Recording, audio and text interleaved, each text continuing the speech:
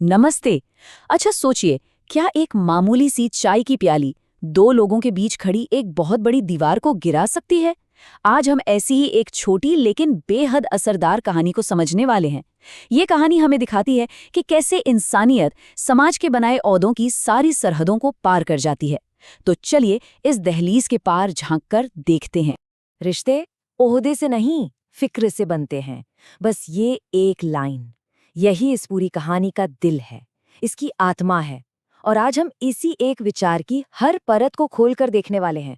तो कहानी शुरू होती है एक ऐसी दुनिया से जहां दो लोग एक ही छत के नीचे तो हैं, लेकिन उनके बीच मीलों की दूरी है। और ये दूरी किसी जगह की नहीं, बल्कि ओहदे की है, एक अदृश्य दीवार की। तो मिलिए कहानी के दो किरदारों से। एक तरफ है माया, जो घर की मालकिन है, अपने काम में अपनी दुनिया में पूरी तरह डूबी हुई। और दूसरी तरफ है समीर, घर का नया सहायक। उनके बीच ना काम और जिम्मेदारियों की एक साफ साफ लकीर खींची हुई है।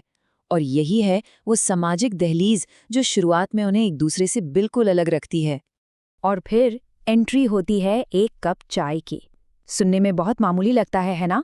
पर समीर जब माया को चाय देता है तो वो सिर्फ चाय नहीं होती, साथ में होती है थोड़ी सी फिक्र। और बस यही वो पल है जब माया पहली बार अपने लैपटॉप की स्क्रीन से नजर हटाकर देखती है और उसे सामने कोई कर्मचारी नहीं बल्कि एक इंसान नजर आता है। उसे एक कप चाय ने तो बस एक दरवाजा खोला था। असली बदलाव तो तब आता है जब एक छोटा सा संवाद ओहदों की बड़ी बड़ी सीमाओं को तोड़ना शुरू कर देता है। बाहर बारिश हो रही है और उसी माहौल में समीर की कही ये बात सुनिए। ये लाइन ना उसकी गहरी सोच को सामने ले आती है और माया को सच में हैरान कर देती है। ये कोई मामूली बात नहीं है, ये तो जिंदगी का एक गहरा फलसफा है जो उसने बड़ी आसानी से कह दिया। और बस इसी एक वाक्य के साथ समीर का किरदार बदल जाता है। माया की नज़रों में अब वो सिर्फ घर का सहायक नहीं रह जाता, बल्कि एक ऐसा इंसान बन जाता है जो जिंदगी को बहुत गहराई से समझता है। और बस यहीं से वो जो एक फॉर्मल सी दीवार थी ना दोनों के बीच, उसमें पहली दरार आती है। देखिए कैसे एक छोटा सा संवाद एक पूरा का पूरा नजरिया हमेशा के लिए बदल सकता है। तो ये दरार अब उन्हें कहाँ लेकर जाएगी? यहीं से उनके रिश्ते का अगला पड़ाव शुरू होता है, जहां दोनों एक दूसरे की दुनिया में झांकने की, एक दूसरे को समझने की कोशिश करते हैं। रात का ये सीन कहानी में बहुत मायने रखता है। सोचिए, जब माया समीर को देर रात पढ़ते हुए देखती है तो वो सिर्फ एक कर्मचारी को नहीं देखती, वो उसके सपनों को देखती है, उसकी लगन को देखती है। और जब वो मदद के लिए किताबें ऑफर करती है तो ये सिर्फ एक मदद नहीं है, बल्कि उस सम्मान का सबूत है जो अब समीर के लिए उसके मन में है।